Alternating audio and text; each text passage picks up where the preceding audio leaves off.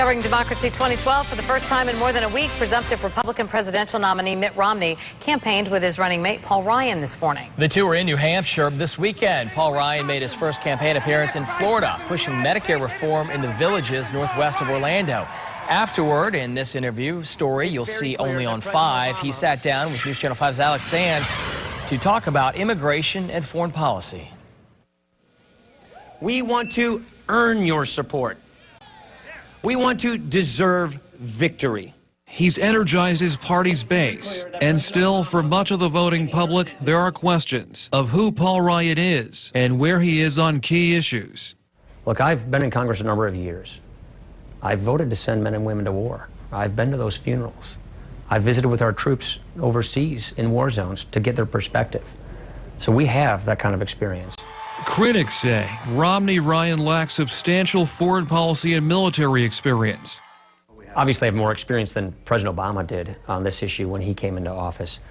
But Mitt Romney and I share the same principles and value when it comes to national security and foreign policy. We believe in the doctrine of peace through strength. We believe in having a strong military. We believe in strengthening our relationships with our allies abroad and making sure that our adversaries know that we have resolve. Then there's immigration. Marco's plan. I think Marco's got some great ideas. Yeah. He opposes amnesty.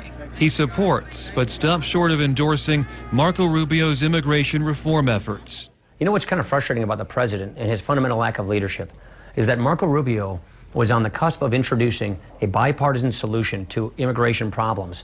President Obama preempted that with what many people think is an unconstitutional move and denied the ability to have a bipartisan solution to these legitimate immigration issues that we have to solve. And on what's at stake this fall. The election hinges on, are we going to get the solutions to create jobs, have higher take-home pay, get people back to work? The president has failed in this.